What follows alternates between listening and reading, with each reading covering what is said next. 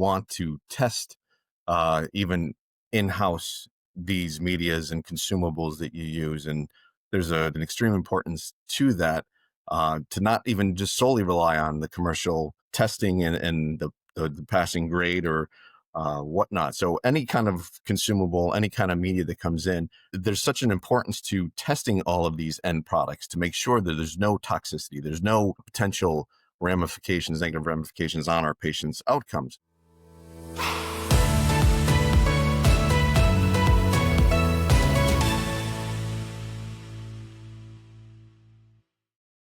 Embryologists, you have a lot riding on the line, don't you? Bad supplies can cause big problems. Good supplies can cause big improvements. Either way, it affects your success rates and your patients' lives.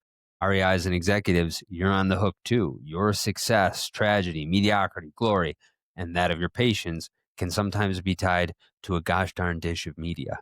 Two of the most listened to voices, in my opinion, on the subject of quality of IVF lab supplies are Doctors Michael Baker and Robert Mendola. And for all the manufacturers of lab supplies and devices out there, these two give you an hour of free consulting on how to be first in class and how to sell a lot more product to colleagues like them.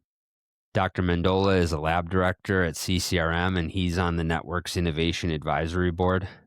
Dr. Baker is an on-site lab director at Aspire HFI and an off-site director for many other labs in the Prelude network. They describe the order of quality assurance from the supplier to the fertility network to the individual IVF lab. They describe the burden of retesting and why it's so important for labs to choose the highest quality suppliers. They call on suppliers to measure not only the number of blastocysts that develop, but also the cell counts of each blast. They weigh the tensions between cost control, standardization of best practices, and the autonomy that local lab directors and embryologists need to choose the best quality supplies. They share which products they like the best from different companies, including where Vitrolife has gone above and beyond in media and oils, and why Vitrolife's level of quality control is so crucial. They opine on why it should be the suppliers themselves, not a government agency or consumer watchdog that, through transparency and competition, sets and enforces the standard of quality of supplies, and thus the responsibility of networks and labs to confirm those standards are met. They each sign off with their specific request for transparency from manufacturers of IVF lab supplies. Enjoy this conversation from two lab directors raising the bar for quality of IVF lab supplies. If you like the information in this episode, we're compiling so much more data on new technology in IVF, products, services, market analyses, info on mergers and acquisitions, and data on every company in the fertility space. Go to data.insidereproductivehealth.com. If your company isn't an IVF Heroes Universe sponsor, your competitors are so much more visible to your customers because we report on your category and we give that info to your customers. Go to data.insidereproductivehealth.com to learn more about other fertility companies or submit your company today. Don't be left out. Today's episode is paid content from our feature sponsor, who helps Inside Reproductive Health to deliver information for free to you. Here, the advertiser has editorial control. Feature sponsorship is not an endorsement and does not necessarily reflect the views of Inside Reproductive Health. So I think one of the most concerning is the need for a universal standards for quality control from the commercial companies. So that being said, a more of a higher standards when it comes to testing their media and their consumables. Right now, in most cases, they use MEA, mouse embryo assays, where a lot of the times they just look at blastocyst development, how many blasts develop. But I think they could take it one step further. I know some companies do, where they not only look at the blasts that develop, but they look at the total cell counts in each of these blasts. So it gives a more specific and a higher standard that they have to meet to make sure there's no toxicity in their consumables, in their media, in their oil. So that being said, I would like to see that to have a universal standard so that each commercial company can abide by that and then give us the reassurance as IVF centers that purchase these products to make sure that it's the highest quality, especially when it comes to success and potential success for our patients. What's in the absence of the universal standard? What does it look like without that? So a lot of times it could be, some companies they use a mouse embryo assay, and there's different strains of mice that they can use that are more sensitive. So if you're using more of an outbred mouse instead of the inbred kind of versions, you're looking at a higher potential sensitivity so that you can kind of test the product. And then with the higher sensitivity testing, have more reassurance that you're not missing any potential toxicity. That being said, not only for particular strains that you're choosing, but also to go one step further, you're looking at the developed blasts, to kind of see, okay, what kind of ramifications, if any negative ramifications, may this testing have on these specific blastocysts. So you're doing a cell count on top of just developed blastocysts so that you could reassure what you're having is not any missed toxicity or compounding toxicity that could have negative ramifications at the end product. And so is it that some of them don't even have that testing, or they just have different thresholds for what's acceptable? They have a limited testing. So in other words, if they just meet the blastocyst development, then we're good and clear, check. And so therefore, continue the process. But even if you have a blastocyst, as much as we see in our IVF centers, you have different quality blastocysts. So you want to make sure that the testing you're seeing is of the highest quality, that you're not having any negative ramifications that impeding the development. So you're having less cell development. And so that, having that higher standards, I think would kind of hold these companies to a higher standard of testing.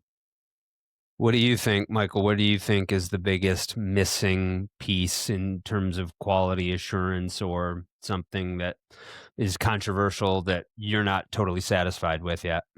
Well, as I'm thinking about that question, just looking back at the multitude of laboratories that I've touched across the years, and just seeing the variations between each lab and what they're looking for when I arrive, both in terms of internal quality control, but also external. We have a lot of trust that just has to be in the partnership between us and our suppliers. If there's just not a capacity to be retesting at the highest levels once we get a product in, that certificate of analysis needs to be reliable. I've seen a lot of corrective actions put into place that respond to some poor event internally, that we are going to begin more testing, more busy work. I'm trying to hold the suppliers accountable so that they come to us with their corrective actions, and asking them, what have you done to prevent that from happening again?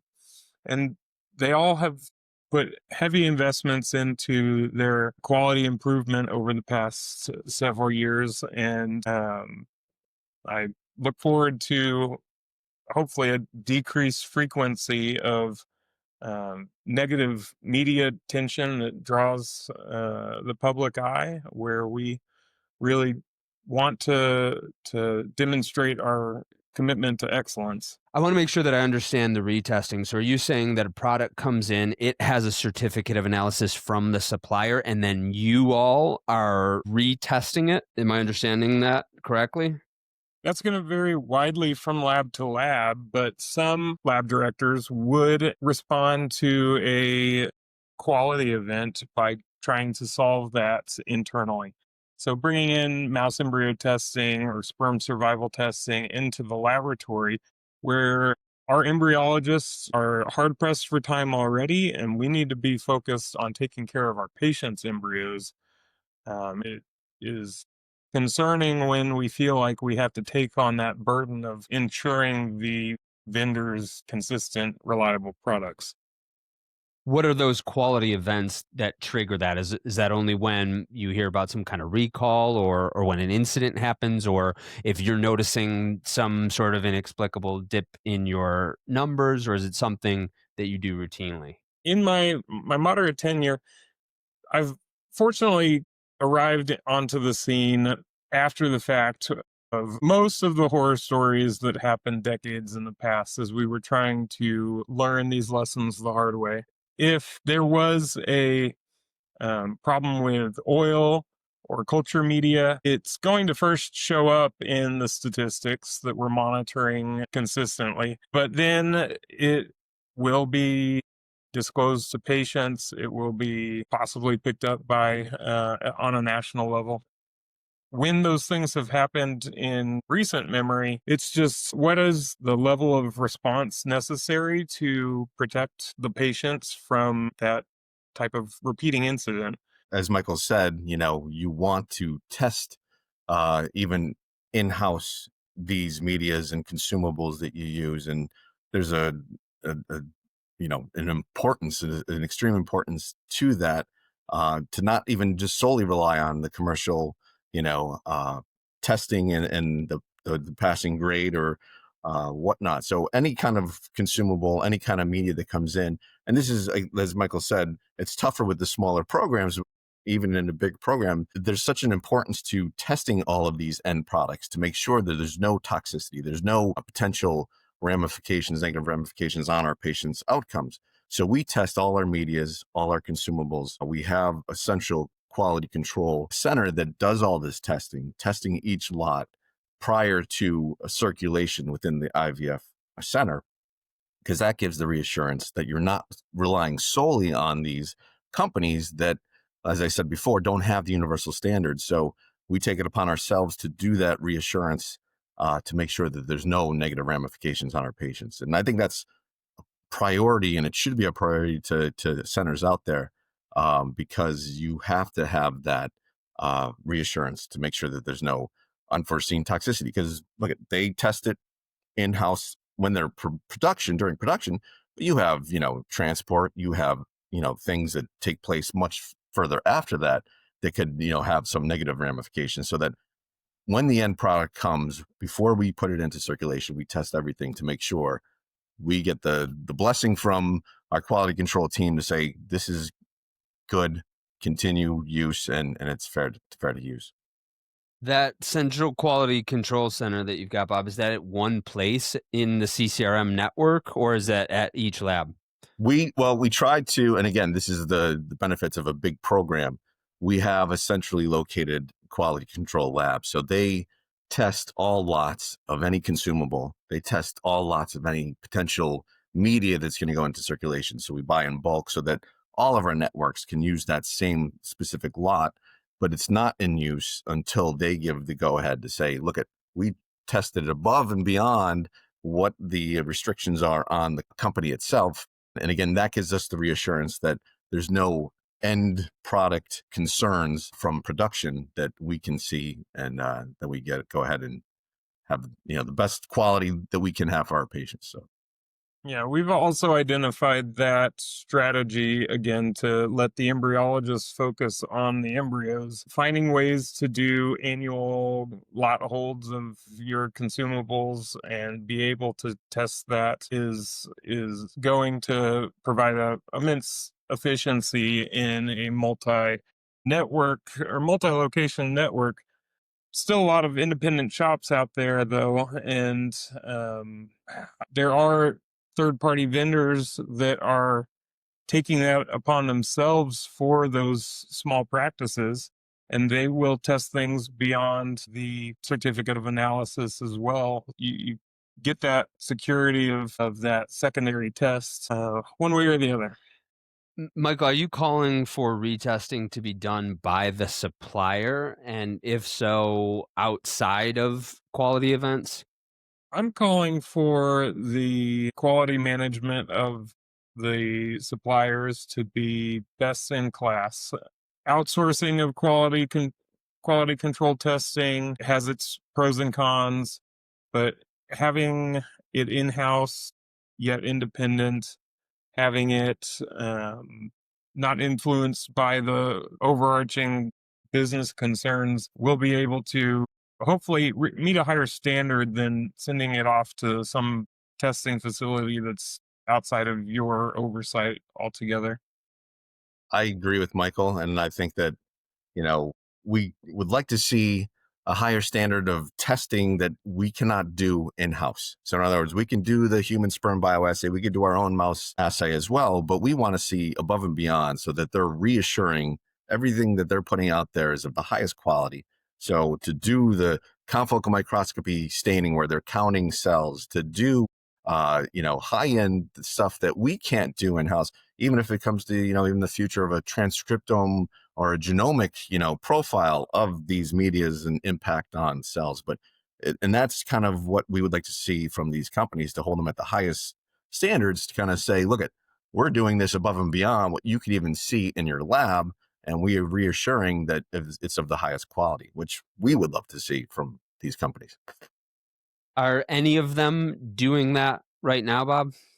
I do know that Vitrolife in particular, for their oil, they test that with the highest standards. And I do know that they kind of do the mouse embryo assay, counting the cells on top of just blast development. So they go one step further and they do the confocal microscopy, the staining, to kind of determine how many cells develop, as well as just blast development for their oil production, I know for sure. So that's a reassurance that, okay, they're going above and beyond that what we can do in-house, that gives you a better reassurance on the quality of their product. So now, when I ask this question, you're getting it from somebody who was a D student in high school biology. So I am hearing that media isn't just media, and that in this day and age that we're in, of everybody's got to do cost control, everybody has to watch the P&L closely, and there are different pressures. But it sounds like that maybe that's not a commodity, it's just toothpaste. Who cares? Can you tell me more about what the consequences are like when you don't have that rigor of quality control? yeah, so with the quality control of the commercial company itself, you want the highest end and the highest standards. After that, of course, you still want to do your quality control in your own particular network. And then on top of that, you want to have a quality control of your particular lab to make sure all the parameters are in place. And it's of the most importance of checking the pHs, checking the temperature, checking osmolality, checking oxygen content. So we look at those parameters to make sure, yes, okay, so the media is reassured that it's fine. We do our bioassays to make sure it's to be in use, but then we got to maintain that. And that's when the everyday quality control is of the utmost importance, so that we're monitoring our pH, we're monitoring our temperatures to make sure these medias are at the proper levels for our best case scenario and offer our best success. And when you look at the specific medias, okay, yes, you have different medias, and IVF media has seen significant advancement over the past 3 decades, and you have different medias that some people will choose for their own potential reasons, for whether it's time lapse, for extended culture, whatever that kind of pertains to your own specific procedures and protocols to give you the best potential patient outcome. But it takes the quality control program to make sure each specific media is held at the proper levels, because without the proper levels, you can have significant implications on embryo development, genetic disposition. You could promote possible, negative ramifications if you're not maintaining that. So depending on even which media you choose, you have to set your incubators for the right levels to make sure that the proper pH is maintained. So like I just mentioned, Vitrolife, they're a little bit more basic in media. So the CO2 level of your incubator would be around 6 or 6.5 to maintain that pH of 7.26 to 7.3. If you use Cooper Surgical Sage One Step, that's a little more acidic. So your pH then, or your CO2 levels in your incubator, will only have to be around 5 to 5.3.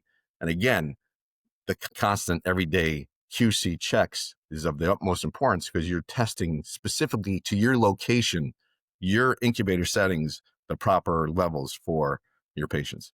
You said, Michael, that you want to see first in class quality control. And I know that you will go to different companies, different products, different solutions for that across the lab. So if these guys got the best witnessing system, that's where you're going. If this company over here's got the best incubator, that's where you're going. And I like to see that, because I've I to me, it shows me that the lab director is making the decision. And I worry that as more capital risk firms consolidate more of the marketplace, that just those types of decisions will start to get taken out of people like yours hands. And not that people are going to be negligent, but just that they'll say, okay, yeah, one person can kind of make these decisions across the board, and not have somebody in the lab being able to have the autonomy to say, no, I don't agree with that. I really think this is the strongest quality. Can you tell us about what control you think is really, really important for the lab director to retain at the local level?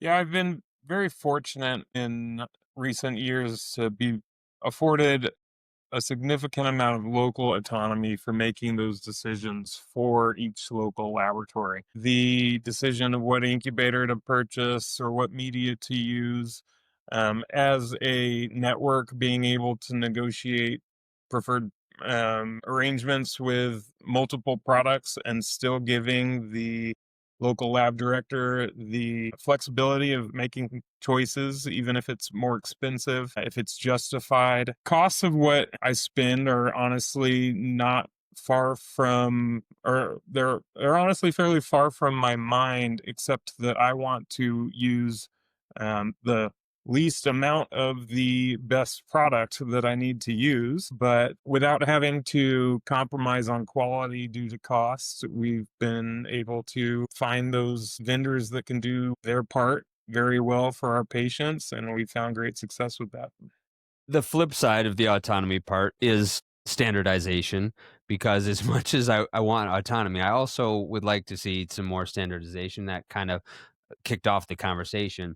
Where does how do autonomy and standardization converge well specifically? How do you give the lab directors the appropriate autonomy, but have the appropriate standardization so that Sally's not doing this and Rick's not doing this when it might not be in line with best practices? I'll say, so you take it from daily quality control, checks of pH and equipment and gases. Then you get up to your quality management and your quality assurance of your statistics, setting high benchmarks and small tolerances so that when things start to drift, that there's corrective action.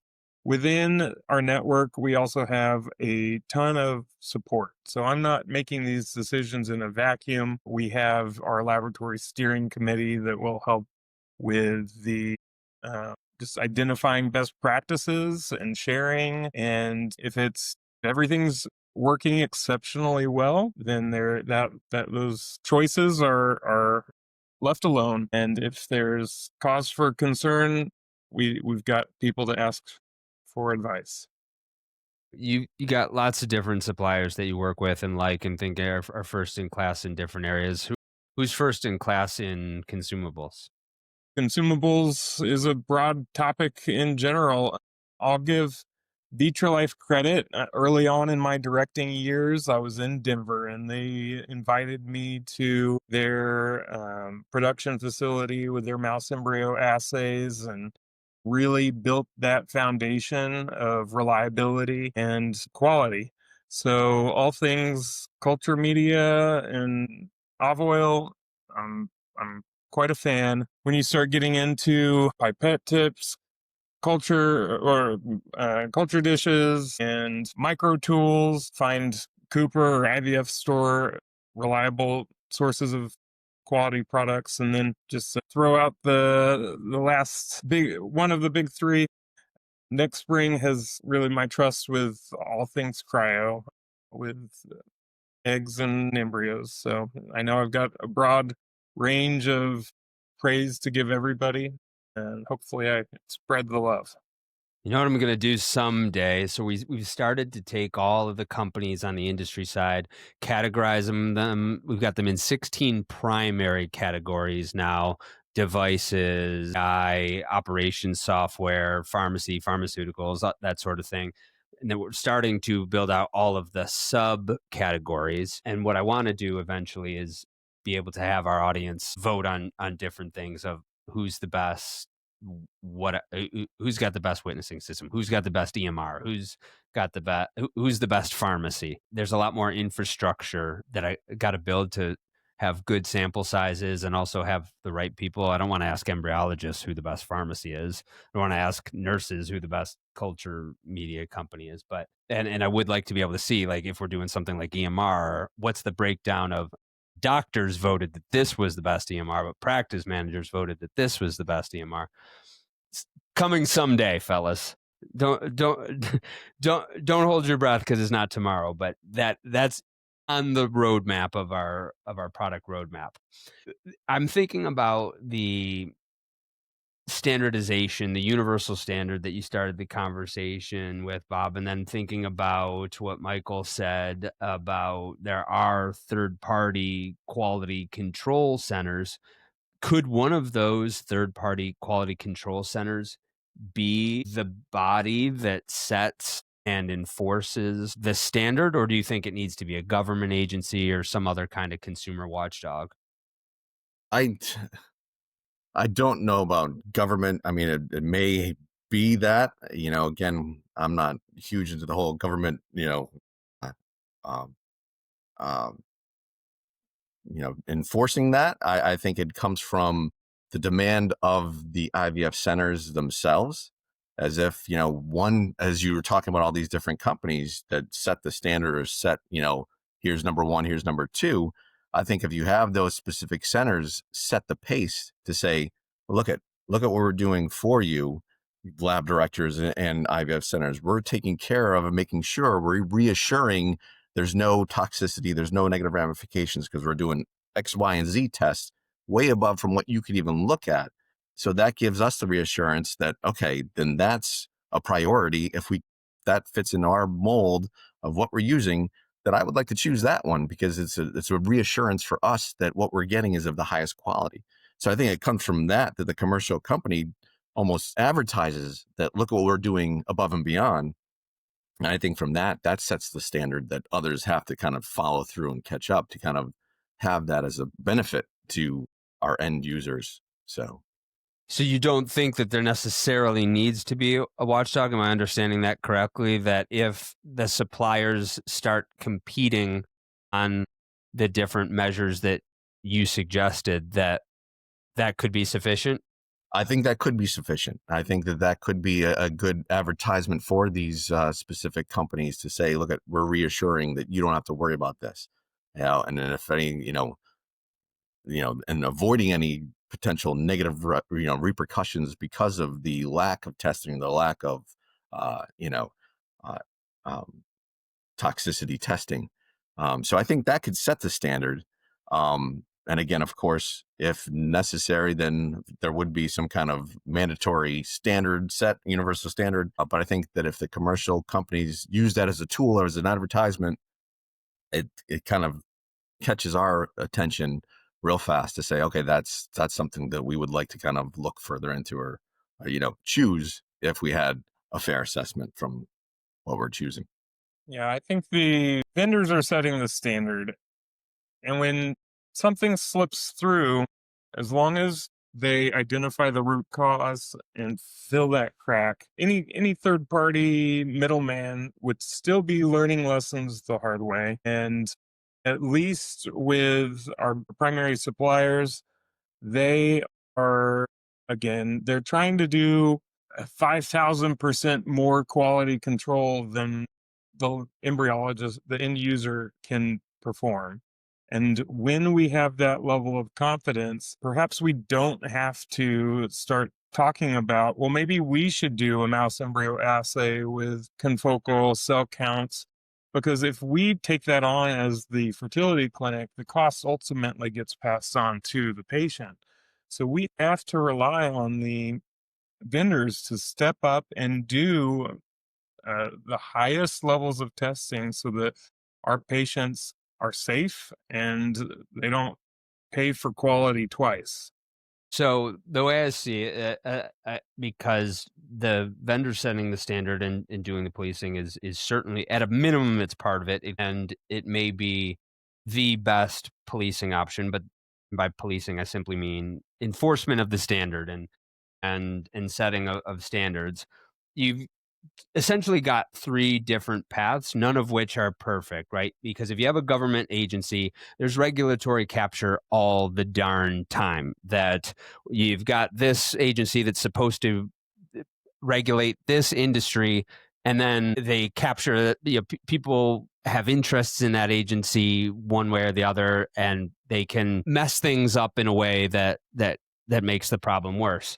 The same thing can happen when you have private watchdogs, private consumer watchdogs. Look at what happened with S&P and Moody. They're not government agencies, but their financial incentives align in such a way, and then they start to relax their standards a little bit. I totally see your point about the vendors being the ones that set the standards, but how do you know that they're actually fulfilling those standards? Because they might be using subcontractors somewhere down the road, and so how do you, if you do that third route where it's the supplier that is the one setting the standard, how do you know that they're actually completing what they say they are?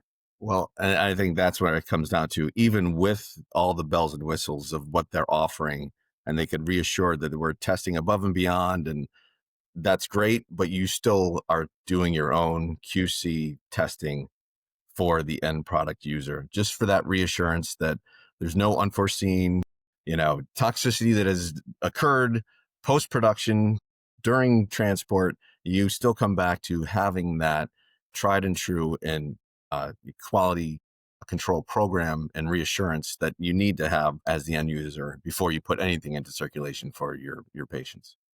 Michael, it sounds like from what you're describing that level of quality control, both at the network level and the IVF lab level right now, isn't just being the last line of defense. And maybe it should really be the last line of defense as opposed to picking up the slack. Sounds like there's a lot of slack being picked up right now. Am I understanding that correctly? The careful selection of high quality vendors, I don't feel like we are having to pick up the slack. If your decisions are being motivated by financial profitability, then you may need to play better defense, but the cost is going to get paid one way or the other.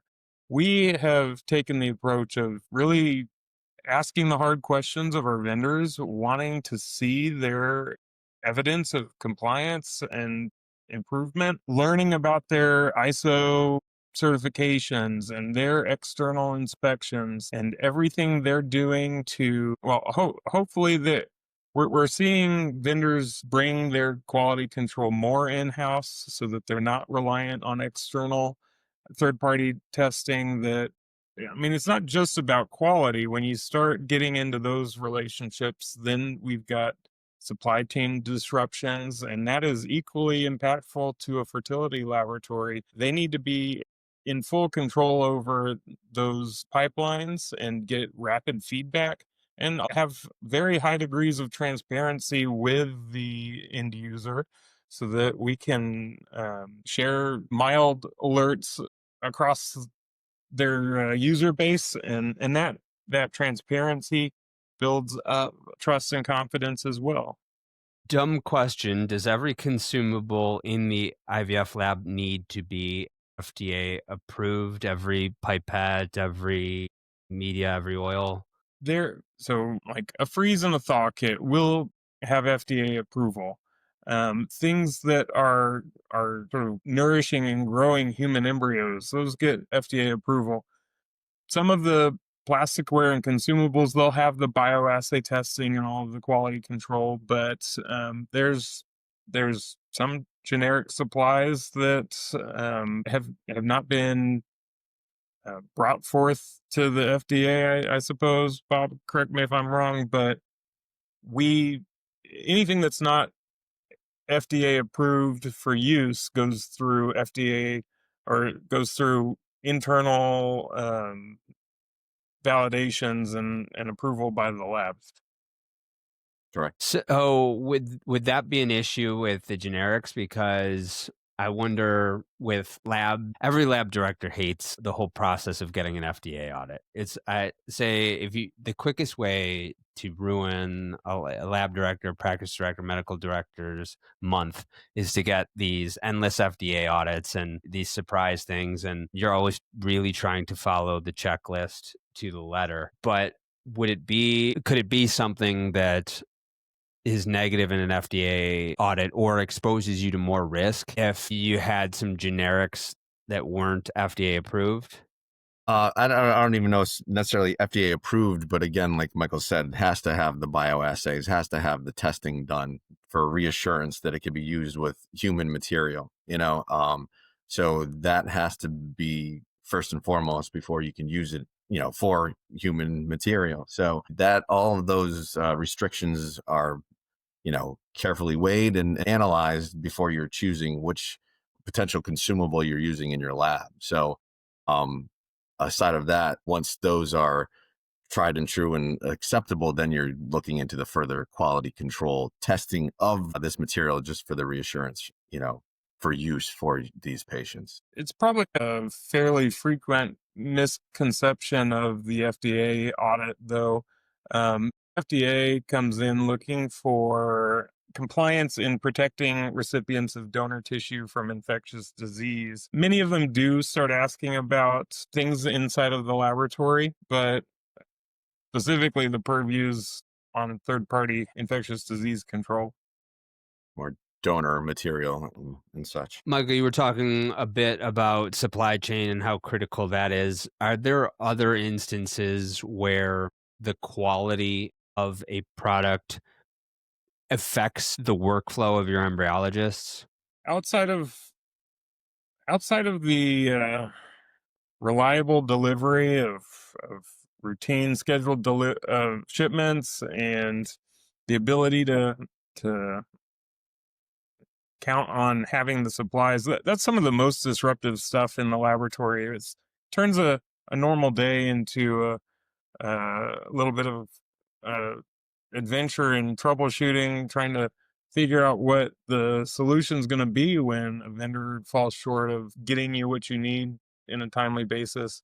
But we try to have 3 months supply of stock and have safety nets to our safety nets. I mean, sometimes there's micro tools that we have to discard, and that requires a little bit more time to set up if we're catching imperfect products before use. But I'd just love to not have to worry about the next COVID emergency disrupting supply chains and all the chaos that came with that. I think we'd all need higher pay grades to prevent all of that. Can either of you think of instances where you saw an immediate difference that maybe you weren't even expecting when you switched products, or when you found that, wow, that there was something that really kind of impacted our success rates from just changing something that you were using?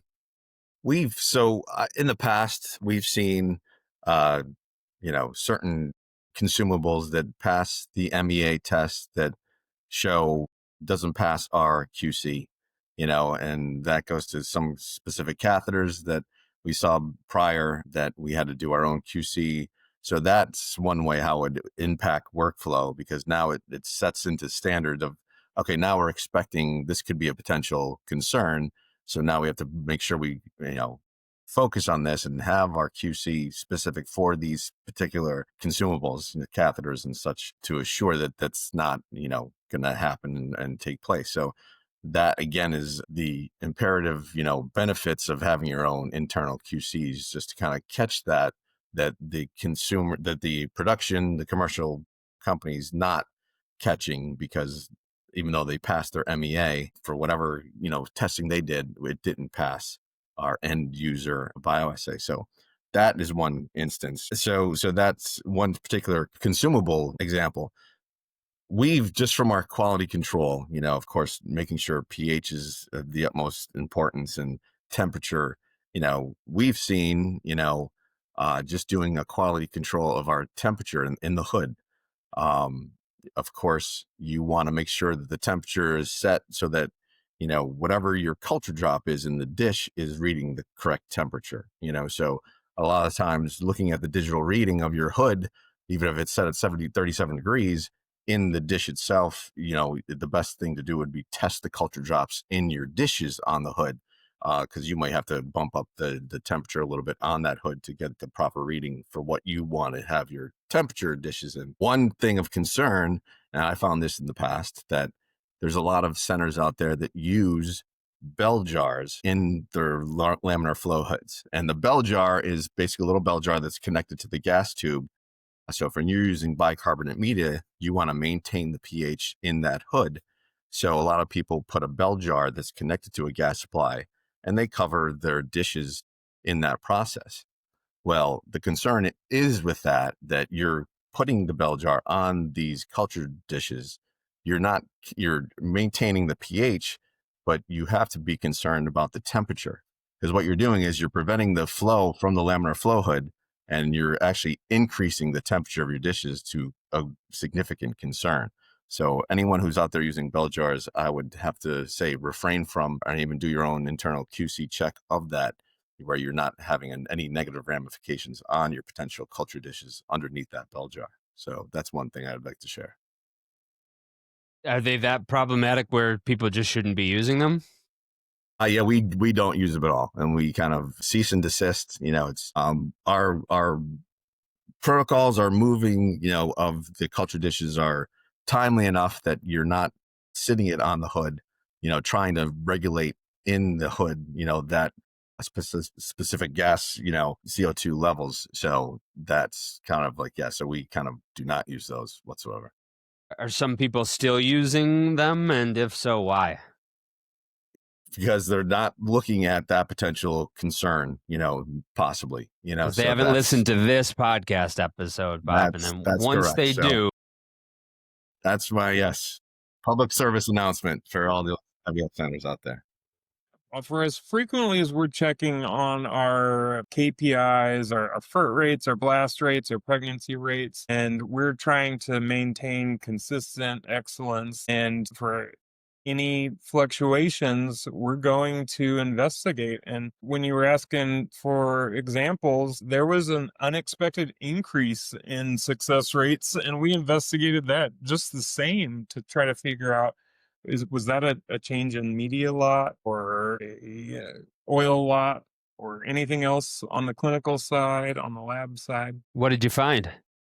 And honestly, the most recent improvements in laboratory success rates that I have been fortunate to participate in was, I concluded that over the course of a year, the simplifying of process and letting the embryologists focus on what they do best. They take care of embryos.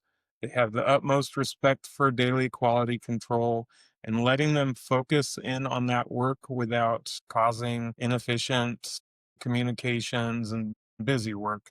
That was a really nice lesson to learn. Probably do an entire episode about that. Speaking of other embryologists, at the local level, how do you distribute quality control? Because, of course, you might have somebody trained to do the testing, but at some level, everyone in the lab is responsible for quality control. How do you train young embryologists, not just young embryologists or new embryologists, everyone? But how do you train them, and what do you want them looking for? You want to instill even in your youngest embryologists, even your lab assistants, just the science behind of what you're doing, what you're trying to prevent, any negative ramification on subsequent development. So when you kind of are showing someone, don't just say, okay, do the dish prep for tomorrow, but if you kind of instill in them why it's important to move fast, why it's important to not do 30 dishes at one time and have the media to air where it's kind of, evaporating and you're changing the osmolality. You want to instill in them the importance of what kind of ramifications that, protocol, that purpose, that job task, how could have significant ramifications from that day forward. So it's like, and a lot of times when we have our youngest, we have them do the dish prep because it's like, hey, that's the first thing you could do. You do the dish prep. But if you don't instill in them, the importance of that, doing it properly, making sure that, You're not having evaporation of your small culture drops where you're making one dish at a time, or a couple dishes, getting that oil overlay on there fast to avoid any shift in osmolality. That is such importance. And I think that needs to be portrayed by the lab directors and senior embryologists to instill in them, what's going on, what's the science behind this, and why is this important, and how this can impact, significantly day 5 or day 6 of this embryo development, and so on. So that's kind of important in the quality control. It comes down to education and opening their eyes, not just showing them what to do every morning at 6 a.m., but making them realize how important it is. And exactly as Bob was saying about the embryologist making dishes, doesn't take any fine motor skills, no familiarity with a biopsy microscope. It's something that can be learned quickly, but it has some of the highest levels of impact on our overall success. That dish is going to take care of those embryos for 5, 6, 7 days, and starts from the very beginning. You've both suggested multiple things that suppliers and labs can do to improve quality across the supply chain. If we turned on the Inside Reproductive Health Jedi mind control frequency in this episode, that the suppliers had to do one thing that you say, and they have to do it, what one thing are you each picking? I would pick the higher standards of MEA testing. So I would set a standard where it increases that need for the universal standard, so that you're looking at more than just blast development. You're looking at the specific cell development in that blast. So you're looking at more specifics, and have that transparency so that it could kind of then filter down to more confidence on the end user to assure there's no toxicity in what we're purchasing from them. It's for something that is, it would take a Jedi mind trick to pull off, but I would ask for complete open transparency to their quality logs. I'd love to be able to know the frequency of their products failing their own tests and what corrective actions they've put into place for things we'll never hear about because it's entirely under their roof. But the frequency of failures is a major leading indicator for when the stars align and something manages to escape from their control. And so I think I'd ask for that level of insight into quality management. For all you lab device and supply companies out there, you just got an hour of free consulting from Dr. Mendola and Dr. Baker. They told you exactly how you can improve your market share and sell a lot more products. So I hope they take your advice, gentlemen. And I appreciate you sharing these insights. And I also think that you painted attention for other topics that we'll cover in depth in the future, and hopefully with each of you coming back onto the program. Thank you so much for joining me. Go to data.insidereproductivehealth.com. That's where we're compiling so much data on new technology in IVF, products and services, market analyses, info and mergers and acquisitions, every data point that we can on the field writ large and the companies in the fertility field, we're compiling there. Go to data.insidereproductivehealth.com as we build that over time. And if your company isn't an IVF Heroes Universe sponsorship, your competitors are getting more visibility because we report on your category and we give that to your customers. We do that multiple times per year, and we do it around big events like ASRM and ESHRE. Go to data.insidereproductivehealth.com and submit your company today. Don't be left out. Today's episode is paid content from our feature sponsor, who helps Inside Reproductive Health to deliver information for free to you. Here, the advertiser has editorial control. Feature sponsorship is not an endorsement and does not necessarily reflect the views of Inside Reproductive Health. Thank you for listening to Inside Reproductive Health.